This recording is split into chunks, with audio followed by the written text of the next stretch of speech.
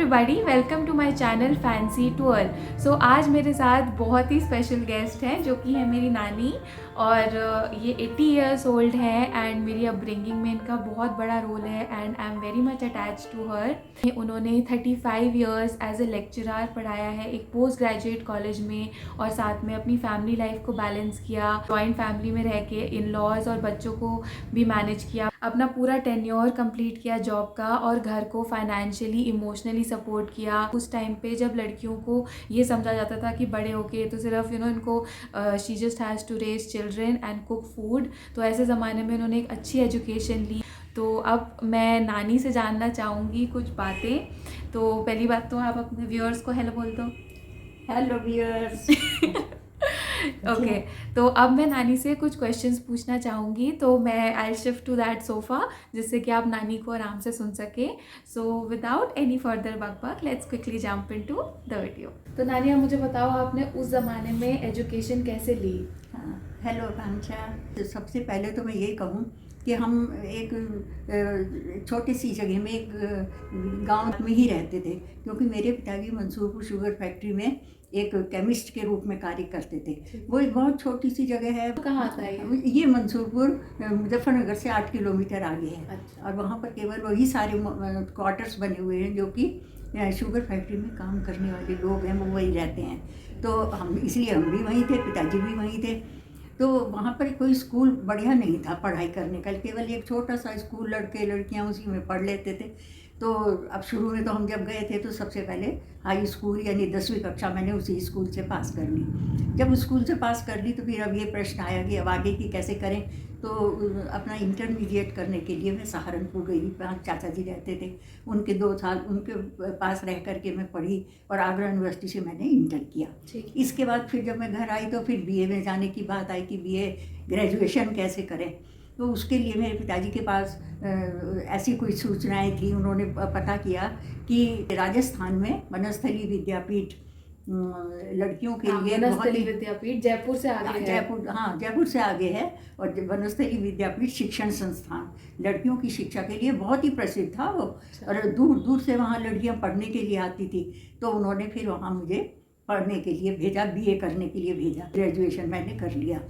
Graduation करने तो आपके मतलब फादर प्रमोट करते थे पढ़ने को? हाँ, इसमें यही सबसे अच्छी बात है जो मेरी शिक्षा में है कि मेरे फादर हमेशा यही कहते थे कि नहीं, मेरी बेटियों को बहुत शिक्षित होना है, मुझे इनको अच्छी शिक्षा देनी है। उनके फाइनेंसेस भी बहुत कम थे। अच्छा। उसके बाद भी उन्होंने मुझे वनस्थली विद्यापीठ पढ़ने के लिए भेजा। अच्छा। क्योंकि वरना तो फिर वो जो एजुकेशन है वहीं रुक जाती। सही बात। हाँ, तो ग्रेजुएशन करने के बाद फिर जब मैं घर आई तो फिर ये बात हुई कि अब एमए कैसे करें। हाँ। उनके इतने फाइनेंसेस नहीं थे कि मैं दोबारा वो विद्यापीठ में भेज देते। अच्छा। तो उसको मैंने फिर घर बैठ करके प्राइवेट पढ़ाई की, इकोनॉमिक्स में एमए किया। एमए करने के बाद मेरी मैरिज हो गई। मैरिज होने के बाद मैं देहरादून आ गई। देहरादून आने के बाद ऐसा हुआ कि फिर तो परिवार भी हो गया, परिवार के साथ रहना पड़ा, इन लॉज भी थे, सबको देखभाल करनी थी, एक परिवार को संभालना था। लेकिन फिर भी मन में ये था कि कुछ करना चाहिए अपने परिवार के लिए, और कुछ फाइनेंशियल सपोर्ट भी मुझे देना चाहिए। उस समय डिवीज़न एमए में आई 3rd डिवीज़न। हाँ। तो ये था कि मेरी डिवीज़न भी अच्छी होनी चाहिए। अच्छी डिवीज़न करने के लिए फिर मैंने दूसरे सब्जेक्ट में एमए करने की बात सोची। सोशियोलॉजी में फिर एमए किया। वहाँ भी प्राइवेट ही करना था, कहीं जा नहीं सकते थे। 2nd डिवीज़न आ गई। इसी समय यहाँ पे देहरादून में गुरु राम राय शिक्षण संस्थान है। अच्छा। जो कि महंत जी चलाते हैं। और उनके बहुत सारे इंटर कॉलेज हैं, पब्लिक स्कूल हैं, पोस्ट ग्रेजुएट कॉलेज भी है। उनसे हम मिले तो अच्छा। उन्होंने ये कहा कि आप अभी तो इंटर कॉलेज में ही चले जाओ, वहीं कर सकते हो। उन्होंने गर्ल्स इंटर कॉलेज में मुझे जॉब दे दी। वहाँ पे मैं जॉब करने लगी। लेकिन उस जॉब में ऐसा था कि वो जॉब बहुत डिमांडिंग था। जैसे कि सुबह 10 बजे जाओ, शाम को 4 बजे तक वहीं रहो, फिर इतने थक जाओ, घर के भी सारे काम, घर को संभालना। फिर आपके बच्चे भी थे? सब तब 3 बेटियां थी आपकी। हाँ, और फिर आपको लग रहा था कि घर भी कैसे करूँगी, बाहर भी जाऊँगी। हाँ, और फिर देखो लेडीज़ को तो घर में खाना बनाना और भी सब कार्य करने, वो सब भी आप ही को करना था। खाना बनाने का भी करना था। तो फिर इसलिए हमने ये सोचा कि हमें डिग्री कॉलेज में जॉब मिल जाए। अच्छा। क्योंकि डिग्री कॉलेज में कम समय लगाना पड़ता पड़ता है, पीरियड वाइज चले जाओ और फिर आ जाओ। ये सोच बस ये एक वक्त की बात थी कि उसी समय गुरु राम राय शिक्षण संस्थान में डिग्री कॉलेज की पोस्ट निकली और वहाँ उसमें अप्लाई किया, सब वहाँ पे इंटरव्यू हुआ, सब देने गए, बहुत आए लड़के लड़कियाँ इंटरव्यू, तो बहुत बड़ी पोस्ट थी उस समय के हिसाब से, तो आपने क्रैक करा वो जॉब। लेकिन फिर वो मैंने पोस्ट ले ली, मतलब मेरा इंटरव्यू अच्छा हो गया।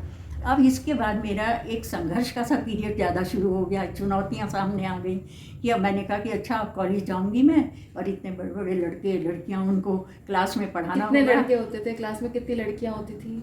क्लास में तो लड़के लड़कियां बहुत थे, सोशियोलॉजी सब्जेक्ट लड़कियों को तो बहुत ही पसंद था। अच्छा। वो तो बहुत ही ज़्यादा लेती थी। अच्छा। लेकिन लड़के भी लेते थे, तो हंड्रेड्स की संख्या में पूरी क्लास होती थी।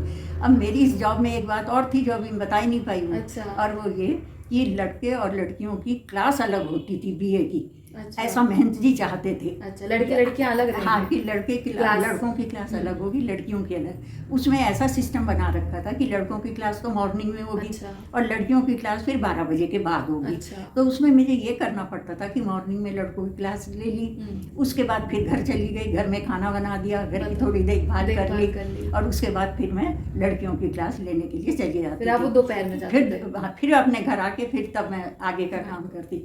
तो ये जो था ना कि दो जगह जाना और इतनी दोनों जगह जाके पढ़ाना, फिर घर को भी आके देखना, बेटियों का भी पढ़ने का समय लगातार आ रहा था, उन्हें भी शिक्षा देनी, उनका तो ये मेरा स्कूल कितनी चीज़ें होती हैं, तो ये मेरे लिए बहुत ही चैलेंजिंग था। अच्छा। तो एक चुनौतियाँ थी जो मेरे सामने आई, लेकिन मैंने ये घर मन में सोच रखा था कि ये जो मुझे अपॉर्चुनिटी मिली है ना पोस्ट ग्रेजुएट कॉलेज में लेक्चरशिप की, ये एक बहुत बड़ी मेरी अचीवमेंट है। अच्छा। बहुत बड़ी मेरी उपलब्धि है, और मैंने ये सोच लिया था पक्का कि इसको मुझे आगे पूरा ही करना है। मुझे अच्छा। कितनी भी डिफ़िकल्टियाँ आएँ, कितना भी मुझे संघर्ष करना पड़े, तो इसलिए ये बात सोच करके मैंने कभी हिम्मत नहीं हारी।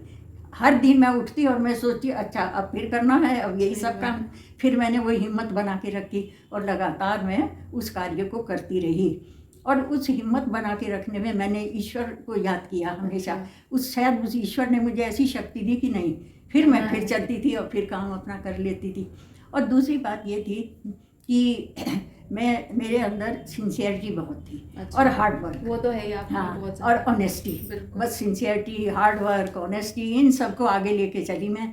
और मुझे ऐसा लगता था कि अगर मैं हिम्मत के 2 कदम बढ़ाऊंगी तो 150 कदम बढ़ाने मेरे प्रभु जी सामने खड़े हैं, मेरे ईश्वर, और वो सचमुच सामने खड़े थे। वो मुझे रास्ता दिखाते गए, मैं आगे बढ़ती चली गई और मैंने एक मंजिल प्राप्त कर ली। तो उसमें मेरे ईश्वर का, जिसको भी मैं मानती हूँ, और उनका साथ है, हर एक के साथ है ईश्वर, और ईश्वर का ध्यान करके तो हम हर एक काम को वैसे भी करते हैं। तो इस तरह से करते करते मैंने 32 ईयर्स तक वो सब पूरे किए। इस बीच में ये भी बता दूं कि मेरी बेटियों ने अपनी एजुकेशन भी ली और बहुत अच्छी एजुकेशन ली। मेरे साथ भी उन्होंने सहयोग किया, तुम्हारे नाना जी ने भी बहुत मेरा सहयोग किया, तभी तो हम आगे परिवार को सबने सहयोग किया। हाँ, और मेरी तीनों बेटियों ने MSc किया, PhD किया और इतनी हाई एजुकेशन ली। तो ये भी बस एक बहुत अच्छा था, बस ईश्वर की भी कृपा थी, कुछ उन्होंने भी हिम्मत रखी। तो आपको क्या लगता है एजुकेशन की क्या इम्पोर्टेंस रही, क्या कितनी इम्पोर्टेंस होती है एक लेडी की लाइफ में? एजुकेशन लेडी की लाइफ में तो एजुकेशन की बहुत इम्पोर्टेंस है। ये मत समझो कि वो जॉब ही करेगी तो तभी इम्पोर्टेंस है। हाँ। उसकी तो हर जगह, जैसे वो किचन में काम कर रही होती है, घर को संभाल रही होती है, उसमें भी एजुकेशन की बहुत इम्पोर्टेंस है। हर जगह उस आदमी की, उस लेडी का जो दिमाग है, उसका जो मेंटल फैकल्टीज़ है बहुत डेवलप हो जाती हैं। उस घर के साधारण कार्यों में, अपने बच्चों के साथ भी उनका जो इंटरेक्शन होता है, बातचीत होती है, उसमें भी उनका बहुत योगदान होता है। तो 32 ईयर्स तक मैं लगातार आपने निभाया। हाँ, निभाया। डिग्री कॉलेज की जॉब कॉलेज में, है ना, और उससे पहले 3 साल मैं इंटर कॉलेज में करी चुकी। तो आपके 35 साल हो गए? टोटल 35 साल हो गए। और उसको मैंने काम को किया और हिम्मत से किया, बहुत खुशी से किया, कोई मैंने इसको बोझ नहीं समझा, क्योंकि ये एक ऐसा पीरियड था, इसमें बहुत चैलेंजेस थी, बहुत चुनौतियाँ थी। उन चुनौतियों का बस सामना करना था, वो मैं रोज़ करती थी। मुझे पता था कि भाई अब जाना है, अब ऐसे काम करना है, घर में खाना बनाना है, जो कि मुश्किल तो होता है, लेकिन बस वो मुश्किल काम हो ही गया, है ना। जैसे मैंने पहले कहा, ईश्वर की कृपा से, ईश्वर की जो दैवीय शक्ति थी वो उस समय मुझे शक्ति दे रही थी लगातार, तो 35 ईयर्स की जब मेरी जॉब पूरी हो गई, 60 ईयर्स की एज में मैं रिटायर हुई। तो उसके बाद आज मुझे पेंशन, आज तक मुझे तब से जब से रिटायर हुई हूँ पेंशन मिलती है। और वो पेंशन मेरे जीवन का बहुत ही बड़ा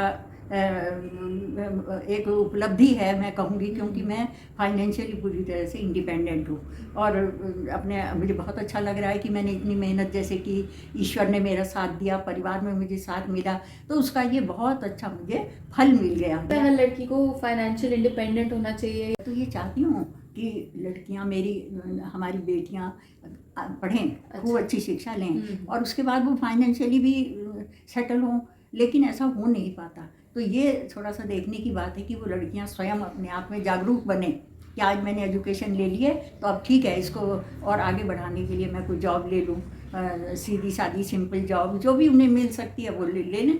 अब ये कह नहीं सकते ना, ये परिस्थिति। लेकिन जैसे क्योंकि ऐसा हो जाता है कि बच्चे के बाद लगता है कि सारा ध्यान उसमें चला जाता है, तो फिर कैसे मतलब लड़कियां करेंगी ये? हाँ, ये तो थोड़ा है, तो है ही चैलेंजिंग है। जैसे आपने छोड़ा है ना बच्चों के बाद भी, तो आपका क्या मोटिवेशन था उसके पीछे कि मुझे जॉब करनी ही है, मुझे तो आगे बढ़ना ही है। और क्योंकि जिस समय मैंने जॉब शुरू करी, मेरे जो बेटियां थी वो थोड़ी ऐसे 3-4 ईयर्स की एज की हो गई थी। तो उसमें इतना नहीं था कि वो अपना घर में रहती थी, घूमती थी, जॉइंट फैमिली थी, मेरे इन लॉज भी थे, मैं बच्चों को छोड़ के जा सकती थी और वो उनको देख लेते थे, ऐसा भी था। अगर सेटअप ऐसा था। हाँ, ऐसा सेटअप था। तो आज से 60 साल पहले आपको क्या लगता है लड़कियां कैसे रहा करती थी, क्या ज़माना था, लोग कैसे थे, और अभी कितना डिफरेंस आ गया है जो आप देखते हो? हाँ, ये तुमने बहुत ही इंटेलिजेंट क्वेश्चन पूछा। इसको तो मैं बताना ही चाहती हूँ, क्योंकि आज से 60 साल पहले का ज़माना बहुत ही एक रूढ़िवादी ट्रेडिशनल सा ज़माना था। माता पिता और हमारे सोच की, हमारे समाज की जो सोसाइटी की जो सोच थी वो भी एक पुरानी सोच थी। यही सोचते थे कि भाई लड़कियों को ज़्यादा पढ़ाने की क्या ज़रूरत है, इन्होंने कोई जॉब नहीं करनी है, नौकरी नहीं करनी है। इसी तरह समाज में भी इसी तरह की सोच थी। लेकिन आज ज़माना बहुत बदल गया और ये बदले हुए ज़माने में आज एक बहुत ही अच्छी बात है कि लगातार हमारी बेटियां पढ़ भी रही हैं, अच्छी एजुकेशन ले रही हैं और अलग अलग फील्ड में जा रही हैं, काम कर रही हैं।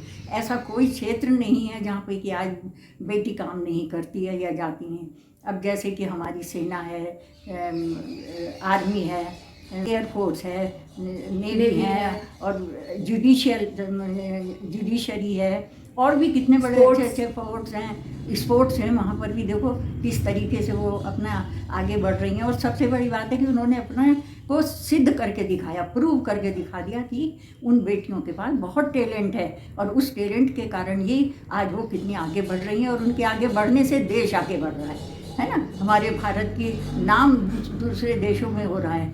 और मैं तो ये कहूँगी कि हम शहरों की बात कर रहे हैं, शहरों में तो है ही कि आगे बढ़ रही हैं, लेकिन गांव में भी अब लड़कियां आगे बढ़ रही हैं। ये वहाँ ज़रा कम है, थोड़ा है, लेकिन फिर ग्रामीण क्षेत्रों से भी लड़कियां आगे आ रही हैं, स्पोर्ट्स में भाग ले रही हैं, मेडल ले रही हैं, क्रिकेट में आगे आ रही हैं। तो ये तो कितना बड़ा आज का सबका बहुत ही अचीवमेंट है, खुशी की बात है कि हमारी बेटियां, हमारी महिलाएं कैसे कैसे अच्छे पदों पर हैं और काम कर रही हैं और अपने को प्रूव कर रही हैं। हमारी सरकार की ओर से भी अब लड़के और लड़की में कोई फ़र्क नहीं है, किसी भी पोस्ट पर लड़का भी जा सकता है, लड़की भी जा सकती है। पहले अगर बेटियां पढ़ती भी थी तो कोई अवसर बहुत कम थे, कहाँ जाएं, कैसे काम करें, बस एक ये होता था अच्छा तुम टीचर बन जाओ, यही ज़्यादा काम होते थे। लेकिन अब बहुत अपॉर्चुनिटीज़ हैं। जितना मैंने नानी को देखा है, हमेशा उन्होंने इतने डेडिकेशन से काम किया है, हमेशा अपना काम पूरा करती रही हैं। वो बिना कोई शिकायत करे वो अपना काम ज़रूर करती रहती हैं और इतना अच्छा अच्छा खाना खिलाया है हमें हमेशा। और मैं तो वैसे ही बहुत अटैच्ड हूँ नानी से। तो अब एक नानी हमारे व्यूअर्स के लिए मैं चाहती हूँ स्पेशली लड़कियों के लिए कुछ कहें, कुछ फाइनल वर्ड्स, कुछ ब्लेसिंग्स। तो क्या कहना चाहोगे आप? तो यही कहना चाहूँगी कि जीवन में संघर्ष जरूर आएंगे, चाहे पहले का ज़माना था या आज का। जिससे स्ट्रगल ही लाइफ है, लाइफ तो और कुछ नहीं है, केवल स्ट्रगल लाइफ है। हमें तो ये देखना है कि हम अपने उस स्ट्रगल को कैसे मैनेज करें, कैसे हम उनको एक्सेप्ट करें और आगे बढ़ते जाएं। तो इसी बात को समझते हुए आज हमारी बेटियों को यही करना है कि अपनी हिम्मत कभी ना हारें, हिम्मत से आगे बढ़ती चली जाएं और अपने जीवन में वही ऑनेस्टी, सिंसियरिटी और हार्ड वर्क का तो कोई वो ही नहीं है कि कुछ और हम उसको दे दें। हार्ड वर्क तो सबसे ज़्यादा आगे है। हिम्मत से आगे बढ़ते चले जाओ, तो ईश्वर भी आपके साथ, आप 2 कदम आगे बढ़ते हो तो वो 6 कदम आपसे आगे बढ़ कर के आपका साथ देते हैं, आपको रास्ता दिखाते हैं, मंजिलें मिल जाती हैं।